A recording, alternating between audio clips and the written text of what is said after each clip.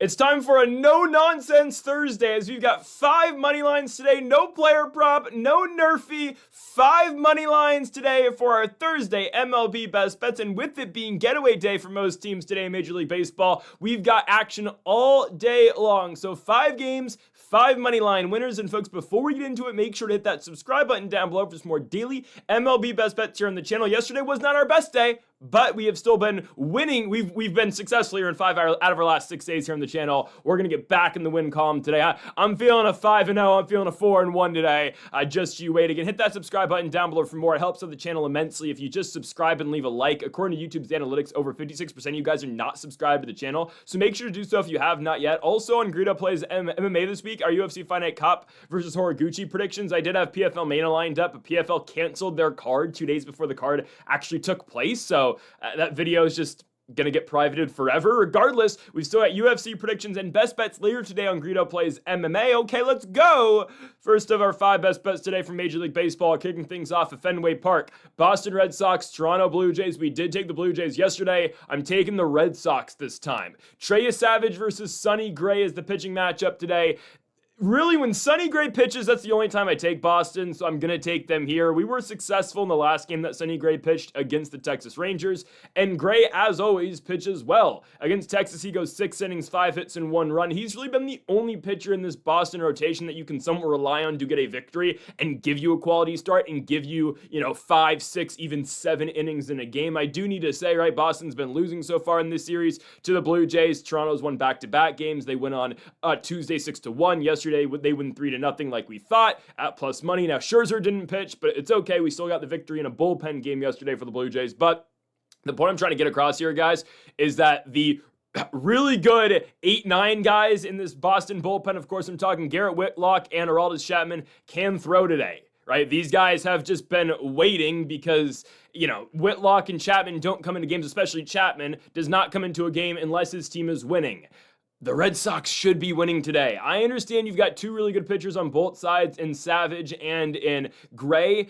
Sonny Gray's been better than Trey Savage recently. Trey Savage is not bad, do not get me wrong. His last couple starts have been a little bit difficult. Now, I will say, oddly enough, he pitches much better on the road than he does at home. And this game, of course, is away from Toronto, Ontario, Canada. I don't think it's going to play that much of a difference here, right? Playing at Fenway has its benefits, and it has, obviously, its bad parts to it as well. We've got, pesky pull out there in right field where you can hit a 309-foot home run. You can blast a ball, as you can blast a ball 110 off of the monster that would usually get out in Yankee Stadium, let's say, or even in Toronto, that will not get out in Boston, right? It's just Fenway has its benefits and its bad parts, obviously. But Savage has pitched better recently away from Toronto. I do think the Sox are going to be able to get on him. Now, again, Savage's last 2 starts were at the Rogers Center against the Yankees, 5 innings, 4 hits, and 5 runs. Prior to that, against the Orioles, 5 2/3, 5 hits, and 6 runs. His start prior to that last one against the Orioles, it was in Camden Yards in Baltimore on May 30th. And he goes 5 innings, 2 hits, and 1 run. I don't think it's much, though, the home and road splits. More so, I just think he's trending in the wrong direction recently. And I know Boston's the worst home team in Major League Baseball. Their lineup kind of sucks half the games because yesterday they scored 0 runs. How in the first game of the series, they score 1. Do we think the Jays, though, can really go into Boston and sweep this team? I mean, it wouldn't be out the realm of possibilities, of course, because Boston is a, 12-24 team at home this year. That's disgusting. I think they finally get one here. They've scored 1 run in 18 innings against the Jays. And sure, Toronto's pitching has been better recently, but man, I mean, guys, when I found out Scherzer wasn't pitching, we already had Blue Jays money line locked in yesterday. And don't get me wrong, the rest of the day wasn't very good. Trust me, I did not forget about the Seattle Mariners. We'll certainly have more on them later. I can't wait to talk about Mariners baseball. And don't get me wrong, Brian Woo's pitching today. Oh, great. Anyways, trust me, there'll be a lot about that. Regardless, right, when I saw Scherzer was out, I thought we were screwed, to be honest with you. Okay, now I liked that Fisher opened, but then I realized watching the game, why is Simeon Woods Richardson warming up in the pen? SWR's on this team? I'm going to be honest with you. I know he pitched 4 innings against Philadelphia. I kind of forgot about that. No, I wasn't really paying attention to that game when he pitched against Philly like a couple weeks ago. Yeah, the amount of shock that came amongst me, that's a weird way of putting it. I was shocked when I saw Woods Richardson warming up and getting ready to pitch the bulk of the game, which was 55 pitches in 3 innings. Yeah, Boston couldn't score off the guy. So Toronto throws Simeon Woods-Richardson. They throw Jeff Hoffman, who honestly, Hoffman hasn't been that bad outside the 8th and the 9th inning this year. So Toronto's, using him as a 7th inning guy now, of course, with Rogers being the setup man for the 8th. And then their closer, Louis Varland, who's been phenomenal this season, being, of course, their closer in the 9th inning. I will tell you, Louis Varland has pitched back-to-back games, and this is the slight advantage Boston does have in the third game of the series. Toronto's had to use their main arms in both of the games so far, right? Both Rogers and Varland have pitched in back-to-back games. Not saying they can't pitch a third consecutive day, because, Rogers only threw 11 pitches yesterday. Varland only threw 10, but it is a backed up Blue Jays bullpen because of that full pen day yesterday. And on top of that too, right, they pitch Rogers and Varland to try to get the win on Tuesday, and they do it again to try to notch the win in Wednesday's game or yesterday's game. So that's the slight advantage Boston has. Of course, Whitlock and Chapman are 100% able to pitch, and I think, kind of regardless of the outcome, I do think we might see both those guys pitch, just because those guys need to get work in. They're barely pitching for the Sox because, well, they haven't won a game in a while. I do think this is a really good spot for them with Sonny Gray, and the only pitcher we can depend on in this Boston rotation. And then Trey Savage is going again for Toronto. Season ERA for your Savage is 3.78 because of the last two bad starts. Toronto's going to be looking for him to go deep in this game. I don't know how deep he can really go into it, though. Toronto's going to need 6. They're going to need 6 out of him. They do not want this bullpen going 4 or more innings in this game, but I don't know. Again, Savage, he's gone past the 6 once in his last 5 games. He's not going that deep into games for Toronto. He started the season really well, of course, rehabbed in Buffalo AAA to start the year, came in, started pitching for the Jays, of course, actually was still a prospect on Pipeline. He didn't, technically hadn't graduated until he pitched a couple games this year, but he has not been good in the month of June. Again, 9.28 ERA. The last time, yesterday I came on here and told you Kyle Bradish hadn't pitched well in the month of June. He had like a 12 ERA in the month, and yesterday he proceeds to strike out 11 Mariners batters, because why not? Because why not, right? The Mariners do nothing but screw me every single day. And trust me, again, we'll have more on the Seattle Mariners, who I despise, right? I don't really hate any teams in the American League because, the Nationals, I don't like the Mets, I don't like the Dodgers, I don't like the Padres, don't like the Braves, don't like the Phillies, okay? But I don't really despise anyone in the American League. I despise the Mariners, okay? More on them later. But I like Boston here. I know that this means we do have to, rely on this Boston lineup. Okay, Cedinne Rafaela, let's get going today. Abreu, Mickey Gasper, Contreras, Duran, Yoshida, somebody come through. It's not a great lineup on paper, I understand. And, Toronto is swinging a little bit better, but the Blue Jays, they did not have that great of a game yesterday either. They scored 2 runs in the third. Andres Jimenez brings in Davis Schneider, and then Vladdy grounded out. That scored Jimenez later in the inning, and then in the 8th, they get an insurance one with Guerrero scoring or driving in Jimenez to make it a 3-0 game. Yesterday was really just summed up by the fact Boston couldn't score, and again, I was happy with it. We had Toronto money line, but I think the Red Sox have to break through eventually. They were playing better earlier in the Texas series, right before Sunday Night Baseball, where we had Red Sox money line. They played really well on Friday night. They scored 10 runs. They scored 6 runs on Saturday. I think they get it going here today, right? They did not get to see Scherzer yesterday, and maybe that's part of it too, right? They were expecting Max Scherzer, and everything gets flipped on them at the last second. Bullpen game plus Simeon Woods-Richardson, and I don't know how much of an adjustment period you really need to get ready for SWR, but maybe Boston needed that. I don't know. I think they're going to win this game. Yes, Savage is good. I believe Sonny Gray is better. Sonny Gray, 3.03 ERA on the season. I know, records for pitchers are overrated and they don't matter that much, but it does matter when Sonny Gray is 8-1 this year. That means, again, he has pitched better than at least the spot he's pitched well considering how many runs his team has given him on a nightly basis. So Boston usually wins with Gray on the mound. They've won 7 out of 8 of the last starts that Sonny Gray has given them. So I think we're going to get the victory here. Give me Sonny Gray and the Boston Red Sox to win at home at Fenway Park. I'm going to go Sox money line to kick off the day at -115. Love that. The bullpen can actually get going today for the Sox, unlike potentially the problems that the Jays will have today as well. Okay, on to our second best bet of the video. We go to, of course, another money line. It's only money lines today. No Nationals best bet. Of course, that returns tomorrow. Thanks for nothing, by the way, yesterday, Zach Littell. I want to say that 4 solo home runs, really, and then we wave the white flag with Mitchell Parker. Can Mitchell Parker get off of my baseball team? He has an option down to AAA. Send his ass back to Rochester until July of 2027. I don't need to see him again. Anyways, our second best bet is going to be the Minnesota Twins on the road in Texas to beat the Rangers. Welcome in another non-scoring offense, that being, of course, the Rangers. Okay, this one feels simple enough on paper. Of course, nothing's ever as simple as it appears, but I do believe it's a really good spot. Jack Leiter's not pitching well. Joe Ryan is Joe Ryan. And what do I mean by that? Joe Ryan's pretty good, right? I think Joe Ryan is a top 20 pitcher in the sport. I think that's fair to say. I think top 20 is good enough. Joe Ryan's having a good year. Is it being talked about? No, because he plays for the Twins. Nobody, with all due respect, nobody really cares what goes on in Minnesota, at least for their baseball team. Minnesota is 30. Well, they're 30. Hey, the Twins have won 4 of 5. I need to give credit to where credit is due. They've put themselves in a really good position in this series. They've won back-to-back games, and they're looking for a sweep in Arlington, in Texas. They get it done against Mackenzie Gore on Monday, albeit they didn't hammer Gore. They hammered Kumar Rocker on Tuesday, and you get a weird series. I don't know why did they do this? Was there some holiday in Texas yesterday that I don't know about? Maybe I should know about? If there is, I apologize. But regardless, the Twins win on Monday and Tuesday. These teams don't play Wednesday, and they're going to run it back again today for getaway day. I actually need to look this up. Why didn't... I apologize. The Rangers and Twins play yesterday. Is there a reason for this? Nope. Okay. Oh, World Cup. Okay, makes sense. I guess. Oh, because the World Cup was during the day, I think, right? I saw Ronaldo in Portugal couldn't even beat Congo? Oh, whatever.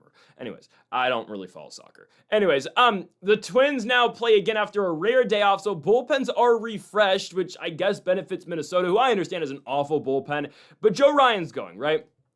And Joe Ryan, despite the fact no one's really talking about it, he's been great this year. He's got a top 10 whip in baseball this year for all starting pitchers, and his ERA is 3.17. You'll absolutely take that out of the guy. In the month of June, does have a 4 ERA because he gave up 4 runs in 6 innings to Chicago on the first, but how about his last 2 starts in the month? 6 innings, 6 hits, and 1 run against the Royals. Somehow his team finds a way to lose that game. Are we serious? His next start against Minnesota, 6 innings, 6 hits, and 3 runs. He had a great month of May, did Ryan, 1.73 ERA, only had 1 start where he gave up more than 1 run. So Joe Ryan's obviously still really good. Now, if you did read Jeff Passan's article yesterday about the top 100 trade candidates, Joe Ryan did come in at 4th, behind only Jeremy Pena, Byron Buxton, and Tarek Skubal. Skubal being 1, Buxton being 2, of course, also in Minnesota, and of course Pena being 3. By the way, Byron Buxton's not getting traded. He's already said he does not want to leave Minnesota. Why would he want to be traded now? I understand, hell, I would want to get out of Minnesota, right? Playing for this team? Come on now, and maybe for other reasons. I'm joking. No, I would not be playing for the Twins. I don't know. But you know what? I respect that he's loyal to the city, right? The state, city, Minneapolis. I don't know. Never been to Minneapolis. Maybe I should go. Regardless, Joe Ryan... Jeff Passan says he has a 55% chance to be traded. I think he has to be, right? So Joe Ryan's gonna have 1 more year of control after this year, and I think it would just make sense. By the way, hey, Passan writes on the best fits: Cubs, Padres, A's, Diamondbacks, Brave, White Sox, Nationals. Hey, the things I would do for Joe Ryan on my baseball team. I don't care if it's only for 2 years. I need it. And then I scroll down on the best fit, or on the trade article, number 5 trade candidate, CJ Abrams. Number 1 best fit, the Atlanta Braves. Okay. I will take a trip to Montreal myself and start a protest to bring back the Expos if we trade CJ Abrams to Atlanta. Oh my goodness. Anyways, Joe Ryan's still really good. And we've been saying this quite a while this year. Joe Ryan's kind of just pitching for his trade value. This is a guy who, you pitch well, you'll get sent to a playoff team. And well, that kind of continues today. Guys, the Rangers can't hit. This team sucks. Texas is awful. The entire American League West sucks, okay? We're going to talk about the Mariners in a few moments here. That team is ass, but they're 1 game over 500 in first place in the West. Then there's the A's, who are really fun to watch, but their pitching sucks. They're 2 under. And then there's Texas, who's 3 under. And then there's Houston, who's kind of still in it. They're only 3.5 games out, who are 6 games under 500. And don't even get me started on the Angels. I tried yesterday on Angels money line. Looked great. Oh, we had a home run in the first inning. Awesome. And then it all goes downhill. That's what I get for trying such a big underdog for the Angels. I shouldn't have done that. Anyways, Minnesota's dominated Texas in the series. They jumped all over Kumar Rocker on Monday. 12 runs. 12 runs on Kumar Rocker, and then on Tuesday, because didn't play yesterday. 12-2 victory, that was on Tuesday. The 4-2 victory against Mackenzie Gore was on Monday. You'll take it. I guess the Twins have found their closer. It's Yoendrys Gomez, the former Tampa Bay Ray. He's posted a 3.86 ERA this season, but now has 7 saves, does the righty out of Venezuela. I think Joe Ryan dominates. Flip side, Jack Leiter's been ass. It's just the truth there. 4.97 ERA, 1.41 whip. Look at his last 2 starts. They're both awful. Month of June for Jack Leiter, 10 ERA. Are we dead ass? Against the Guards, 4 2/3, 6 hits, 5 runs. Against Boston, 5 innings, 7 hits, 6 runs. Yeah, I think we should be okay. Right? We did pick against Jack Leiter in his last start. Of course, that aforementioned game where we had Sonny Gray and the Red Sox at Fenway Park. I think we see a similar situation here. I think Joe Ryan and the Twins run away with this game. I understand this, means the Red Sox. The Minnesota Twins have to hit the baseball and score runs, but I trust this offense more than I do Texas's. Texas lineup sucks. Sure, again, like Wyatt Langford will run into some baseballs. Brandon Nimmo will sometimes too. Foscue is having actually a decent year. Josh Young's been great as well. The rest of the lineup sucks. Jake Berger, get out of here. Jock Peterson, come on now. It's 2026. This Minnesota lineup, right, you still get, you get Buxton, you get Cody Clemens, you get Trevor Larnach, you get Royce Lewis, Josh Bell, who's getting ready to be traded for the 20th time in his career. That same Jeff Passan article, Josh Bell is on the list as well, by the way. Josh Bell is trade candidate number. Kirby Yates is on this list. Wait, what? Who in their right mind would trade for Kirby Yates? Sorry, that caught me off guard. Josh Bell is 70th on this list in terms of trade candidates. He's going to wind up on some team that either needs a bench bat or some team that needs a first baseman for a postseason run. Oh, my goodness. Anyways, no, I like Josh Bell. I like him a lot. Regardless, taking the Twins today. I think Minnesota's able to score on Jack Leiter. The dude's been awful. And Joe Ryan, pal, you're pitching for your trade stock, okay? Does Minnesota want a top 100 prospect for Joe Ryan? We'll give you Ronnie Cruz in D.C. for Joe Ryan, 1-for-1. I think we all have a deal, right? Okay. Minnesota money line today, -125 on the road in Texas. The Rangers can't hit, and they're facing one of the best pitchers in the sport. On to our third best bet of the video. Here we go again. Okay. I'm not taking the Mariners today. No, I'm not doing it, okay? This is not a pure hate watch on Brian Wu. This is not an emotional pick. I do really like the value here on Baltimore, and I will present this to you like I presented that Angels game to you yesterday. And sure, Angels didn't win, but I did believe the value yesterday was too good to pass up on Angels versus D-backs, and I understand they lost 8-1, but in that first inning, I was feeling really, really good about myself, okay? For a whole 20 minutes in that game, I was thinking, wow, we cashed +145 on the Angels. Awesome stuff. We're trying here with the Orioles in Seattle. This is not crazy. This is not crazy at all. Guys, okay, here's the thing about Brian Wu, and we're going to put the Brian Wu theory and the Mariners theory to the test too, because if you need a history of how much the Mariners have screwed us this year, I'm not joking. It's about 80% when we pick the Mariners or pick something related to the Mariners, it goes the wrong way. Either we take the Mariners to win, it's usually because I can't lie. I take the Mariners a lot, okay? And it doesn't usually go my way. But the rare times you pick against Seattle, they turn into a super team. It does not make sense to me, okay? But most of the times, it's when we take Seattle, they just suck ass. They can't hit. Their pitching, which is supposed to be league best, it just sucks. And there's not a pitcher that this has happened to us more than with Brian Wu. Okay, when I don't watch Brian Wu, when I'm watching other games, I'll tell you a story, right? Brian Wu's last really good start, I was in Colorado. I was at the Rockies game, and I check my phone, and I see Brian Wu goes 7 innings and 0 runs, only allows 2 hits. I'm thinking to myself, that's impossible, because I watched him pitch the start prior against Kansas City, where he couldn't even get through 5 innings, and the Royals, who are ass, put 4 runs on the guy? Okay, but I look at that D-back start, I say, okay, you know what? Good for Brian Wu. We take him against the Tigers in his next start. The guy goes 6 innings, 9 hits, and 5 runs. Awful. We say, you know what? We're gonna do it again with Brian Wu against the Orioles. He sucks. 5 innings, 7 hits, 7 runs, 2 homers on Brian Wu. And I understand his home road splits are absurd. He is a much better pitcher at home than he is on the road. At home, Brian Wu's got a 2.37 ERA with a 159 opponent's batting average. Away, he's got a 5.93 ERA with a 278 opponent's batting average. So you might be thinking, why the hell are you picking against Brian Wu here? I don't think the Mariners can hit Shane Baz. I don't think they will. I'm fully expecting Brian Wu to go 6 innings of 1-run baseball today. I don't know if this Seattle lineup's going to hit Brian Wu. Sorry, Shane Baz. I don't know if they're going to. And I don't think they will. Shane Baz isn't that bad. He's been putting together some pretty good starts recently. Month of June for Shane Baz, 2.55 ERA. Last 5 starts for Shane Baz, either only 1 or 2 runs allowed, and he's going 7 innings in most of these starts. I'm not doing this because of Brian Wu, legitimately. Like, I'm fully, if Wu blows up and gives up 5 runs, I'm going to laugh and we're throwing a party, okay? I'm expecting this to be a pitcher's duel. I think this is going to get to the bullpens. I think Baltimore is going to win like 3-1 in this game because I don't trust the Mariners to score runs. This team can't score and they're very injured. And that's the thing that pisses me off. I don't want to watch this team in October. Get this team away from the playoffs. Put the A's in here because at least they're fun to watch. Texas, at that point, I'd rather just watch the Mariners, okay? That's how much, Texas, yeah, I'll watch golf instead, okay, with all due respect. I'll go watch, I don't know, I'll go watch the WNBA. I don't know. Anyways, the Rangers just suck to watch, but we're going to watch them today against the Twins. Regardless, the Mariners, guys, this team is so banged up and they don't know how to hit a baseball, okay?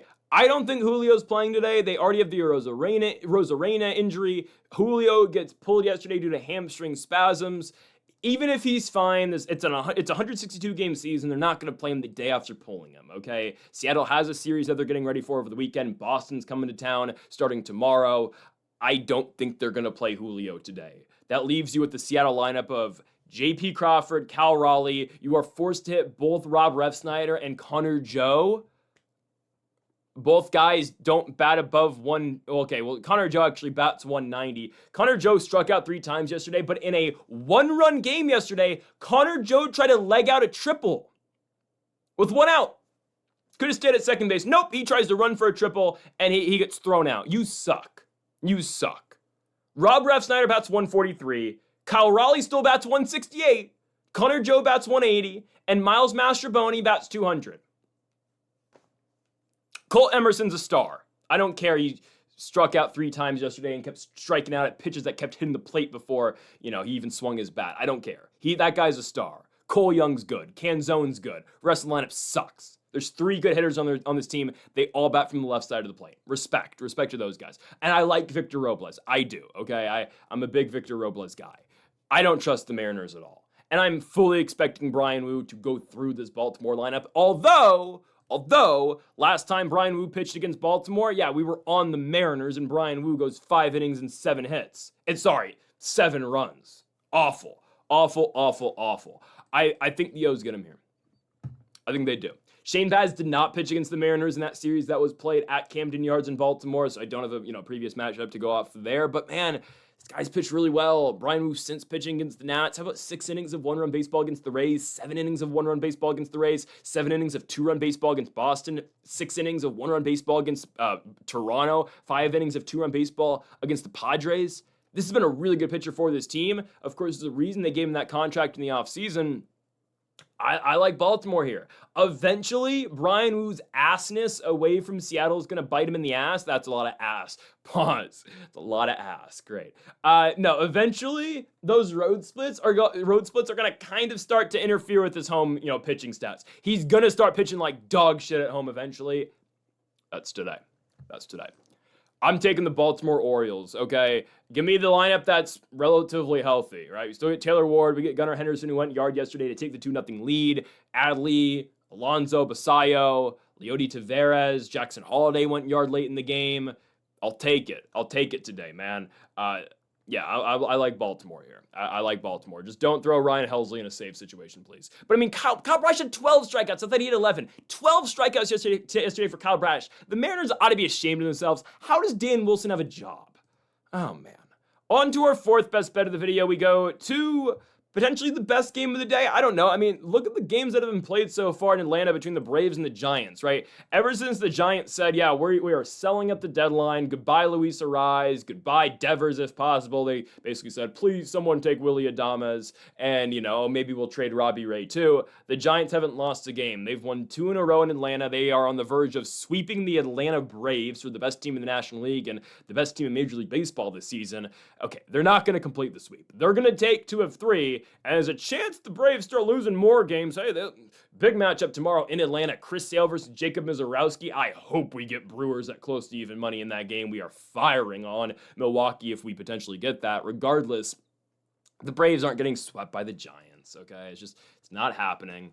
If San Francisco scores 7 runs in back-to-back games, I've said this so many times this season, guys, the Giants don't know how to capitalize on any momentum. As soon as you feel like, oh, wow, wait, hold on, the Giants they're turning the page, the Giants are back, oh, hold on, they immediately screw it up, okay? This is fun. They've looked good so far in the series. Yesterday, technically, they win 2 games, right? They have Tuesday's game resumed early in the day yesterday, and then they play the full 9-inning game where they win 7-5. That's awesome. Luis Arraez has been on fire. How about Luis Arraez in the second game yesterday? 2 for 4 with a home run and 4 RBI for Arraez.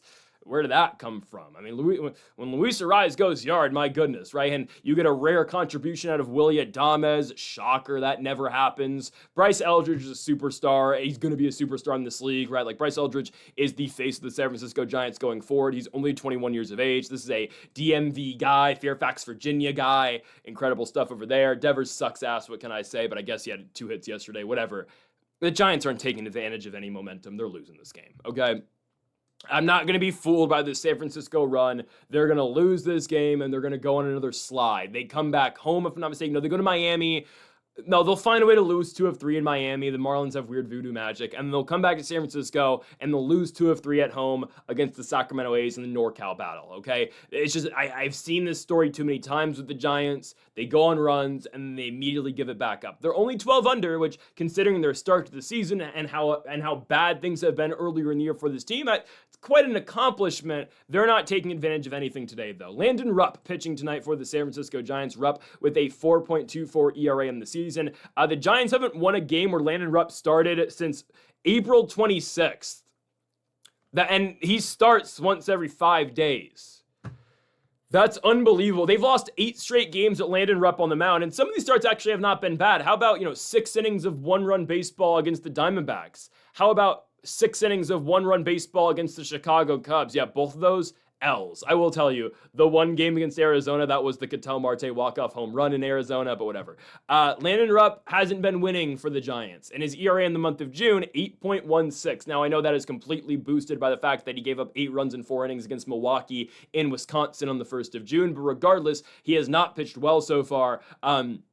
In the month of June for the Giants, and you're going to ask him to face this lineup, and I understand the Braves have struggled a little bit in this series. They will not get swept. It's the Braves, okay? As much as that pains me to say, like, Atlanta is too good to get swept in this series. They pitched Grant Holmes in the first game on Tuesday. They go to J.R. Ritchie on Wednesday. The jury's still out on Ritchie. I think he'll be fine. Of course, this is a top-level prospect. I don't know if he's still ranked. I don't know if he's still technically a prospect, but I mean, because I was just going to use the point, like, he is still he's a highly rated prospect I was trying to get at. Yeah, he's 58th. Like, this is a somewhat, a credible prospect. He'll be fine eventually, I think. But you get Martin Perez today. Now, I know this isn't Chris Sale, not even Bryce Elder, but I think Martin Perez is going to do a good enough job. I love lefties against the Giants because you force bad matchups for Luis Arraez, even though, like, is there ever a bad matchup for Luis Arraez? Not really, but it's a better matchup, at least for the pitcher, against Arraez going lefty-lefty, right? We've seen how much of a threat Bryce Eldridge is now to lefty-lefty against him. Devers sucks against everybody, but still you get him lefty-lefty. Jung-Hoo Lee, who has kind of cooled down a little bit since his, crazy hot streak where he had the big hitting streak. Regardless, Jung-Hoo Lee still a 325 hitter who you could argue should be in the All-Star game, but looking at all the outfielders that need to get in the game in the National League, I don't think there's a spot for Jung-Hoo Lee because you don't play for the Phillies, Braves, or Dodgers, so you can't get voted in. And well, pal, James Wood and Jordan Walker and even Corbin Carroll are all going to have to come off the bench for the National League in the All-Star game because the National League is going to start Andy Pages, Teoscar Hernandez, and Brandon Marsh. Oh, we need to get rid of fan voting. Why is that real? Whatever. Ronald Acuna is going to start the All-Star game with his 260 average and his 770 OPS. Sport's so stupid sometimes. No, Martin Perez actually has been pretty good. Braves have won the last 3 games that he's pitched. I understand he's not going deep in these games, but you're getting 5 solid innings out of Perez, and the pen comes in, and Atlanta's been fine post that. Yesterday, Atlanta completely gets to rest their pen in the second game of that back-to-back. First game, they do have to go to a couple arms, if I'm not mistaken. Yeah, they go to James Karinchak. They go to Dodd, Lopez Molina. Second game, though, they only had to pitch Cookie Carrasco after J.R. Ritchie. So pen is somewhat fine. The Giants had to go through a lot of arms in both these games. So it just feels like one of these games where the Giants, I'm not saying they're content with taking 2 in Atlanta, but, the goal has already been achieved for the Giants at Truist Park. Okay, cool. We won 2 games. We won the series. Awesome. Before heading down to South Beach, it's party time. We're going to Miami. Again, the Giants have already accomplished what they wanted in this series. It's now up to Atlanta to just salvage it somewhat and win a game. And this does feel like the best game the Braves can win. And you got to think about this again from the grand scheme of things as well, and the overall outlook of the series, right? And the season in general, too. The Braves aren't being swept by the Giants. I know Atlanta's not playing good baseball right now. I completely understand. The Braves have lost 6 out their last 7 games, dating back to that White Sox series where they lost both. The last game did get postponed, and then they lost 2 of 3 against the Lowell Mets and Queens, and then, of course, back-to-back L's against the Giants. But the Braves are yet to be swept this season.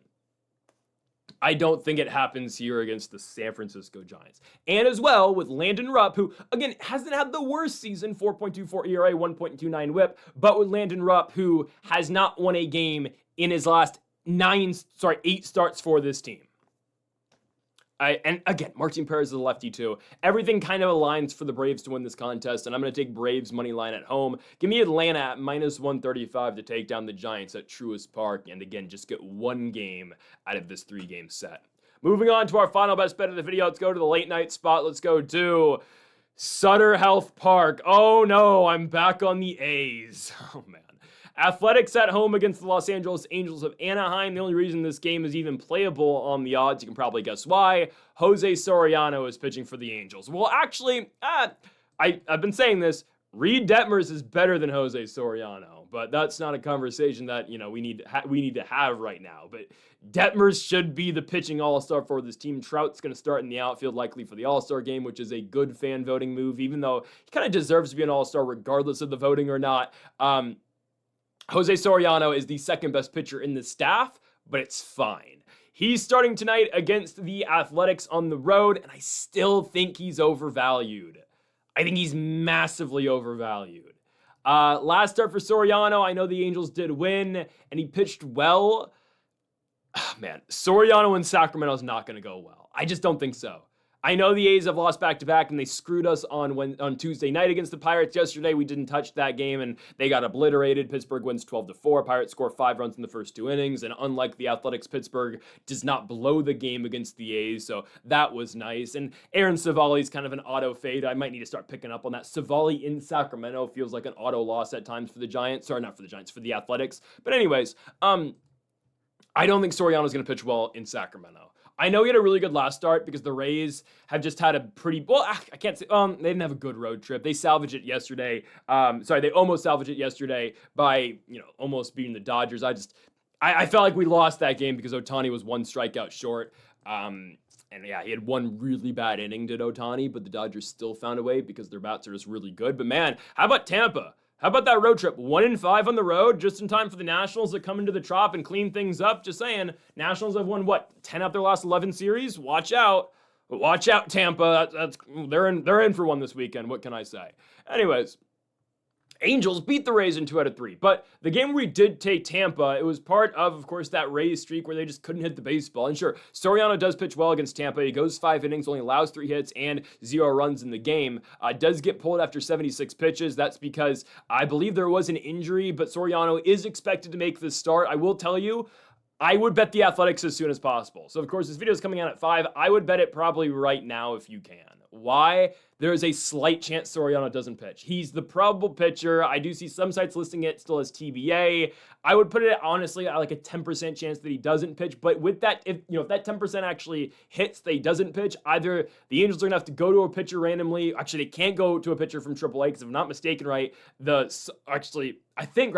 I think Salt Lake's on a road trip right now, so it's hard for them to get a guy to Sacramento. But the other part too is like, okay, you're gonna have to figure out a starter on like 4 hours notice. I'm fully expecting expecting Soriano to pitch, but by the 10% chance he doesn't, I do think it's worth it to, at least jump on A's right away. I don't think the value is going to get much worse on the A's, and if Soriano doesn't pitch, the A's are going to go up to minus 160 at the very least, I do feel like at home. Maybe like minus 155, but regardless, right? Soriano's probably going, but he did leave his last start due to, I think it was tightness, Regardless, he goes 5 innings, it's really great. It's his best start in a while, but let's not forget what Soriano was doing prior. Of course, the much noted concerns with the walks at a Soriano, right? Walking everyone around the bases. He had the 7 walks against Colorado. He had the 6 walks against the Dodgers. The guy posted a 5.34 ERA in the month of May. He's been better in June so far because of that lost start against Tampa, but against the Dodgers, gave up 5 runs in 6 innings. Was enough for the Angels to win that shootout at Dodger Stadium. Monday, June 1st, 4 2/3, 3 hits and 3 runs for Soriano against the Rockies. But again, the 7 walks is a game that I thought the Angels were going to get out of, but of course they didn't, but it's fine. I think Soriano's going to go, but I just don't think it's going to go well in Sacramento. Against this team, man, I think the A's are going to jump all over him. Now, we did, if I'm not mistaken, I'm trying to remember this correctly. Yes, we did.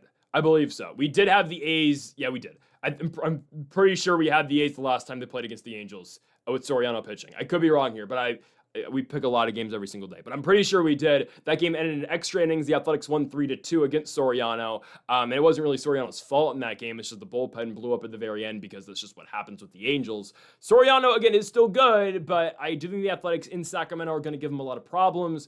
The walks are going to really bite him in the ass here just because, again, you put a ball in the air 300-something feet and it just carries. It's hot as hell in Sacramento. I mean, we are summer now in Sac. I don't care the games are starting at 6:40 local time. It is still hot as hell in Sacramento and West Sacramento, which is literally, if you've never been, it's like a 5-minute walk from downtown. It's Sacramento.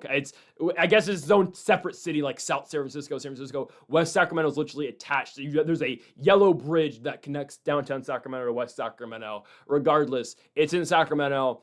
It's hot as hell out there, and you're playing in a minor league ballpark. So mistake pitches, I mean, one bad spot, boom, you're going, that ball's going over the fence with a Kurtz hitting, with Tyler Soderstrom. Shea Langeliers has been ice cold recently, I will tell you, but still, I mean, there's a lot of bats in this lineup that can hurt you. The Athletics still trying to remain somewhat intact in the American League West picture because, of course, I mean, this division sucks. The A's 2 games under, but only a game and a half out of the division lead, which is unbelievable. Unbelievable considering my favorite team is 2 games over 500, and yet we are 8 games out of, we're 3 games over 500. Wait, we're still 3 games over?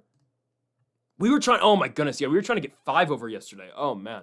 Anyways, we're 3 over, and yet, we're 8 games out of a division lead. That's unbelievable. Hey, still tied for a wild card. We'll be back tomorrow with the Nationals against the Rays. We might take them on the money line. I don't know. But the A's are still technically in a wild card spot, which is absurd. Them and the Blue Jays both are tied for a wild card. The American League sucks so much, man. I'm taking the Athletics here. I do need to say Gage Jump is going to be pitching today for the Athletics. Jump, I don't know why he's still technically considered a reliever. I guess still technically considered a long reliever. He's going to go 6 or 7 innings in this game. And Jump's been good, right? Rookie pitcher for the Athletics, from California.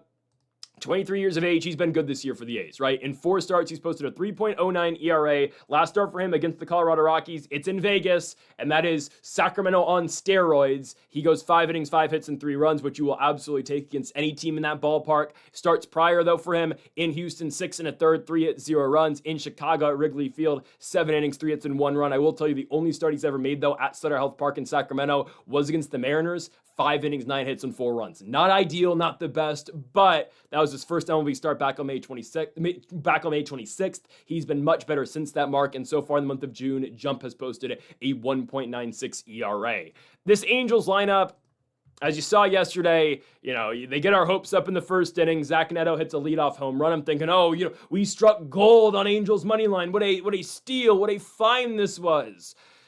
Until the second inning happened. Tommy Troy triples with 2 outs, and then walk, Corbin Carroll grand slam. That's when I turn off the game. Didn't need to see anything else. Angels don't even score another run for the rest of the contest. Yes, you have Mike Trout in the lineup. You got Joe Adell. Vaughn Grissom's back, so the Angels DFA'd Trey Mancini because of that, which I guess makes sense. I thought the loading up on righties was going to work yesterday for the Angels against Eduardo Rodriguez, who had not been good in the last couple starts. And don't get me wrong again, that first inning, it looked like, oh man, Rodriguez is still heading in the wrong direction until the Angels fail to capitalize on absolutely anything. But it's okay. It's okay. We're fading them today. I don't think Jose Soriano is good enough to warrant this team only being plus 110 on the money line. He's good, although he's the second best pitcher in his own staff, right? In his own rotation. Detmers is better. I do think the A's win this game. I think the Athletics get it, and I don't think the Angels are able to keep up in the stadium. And I don't know. I'm sensing a blow-up start here for Soriano, to be honest with you. I'm expecting 3, 4, 5 walks. I'm expecting 5 or 6 runs. And truthfully, I don't think the game's all that competitive. And oh, by the way, how can I forget? You can never trust any lead with this Angels bullpen. It's by far the worst in baseball. Soriano can give this team 7 good innings like he did in his last start against the Athletics, and yet his team will still blow it at the very end going into the latter stages of the game. I like the Athletics at home in Sacramento to win. A's money line at minus 130 against the Los Angeles Angels of Anaheim. Folks, that'll do it for our MLB Best Bets here on June 18th. If you have not yet, though, make sure to hit that subscribe button down below for more. Make sure to like if you did enjoy the video. Make sure to comment if you just agree with the picks. We'll be back tomorrow for more daily MLB Best Bets. Folks, thank you all for watching, and Mamba forever.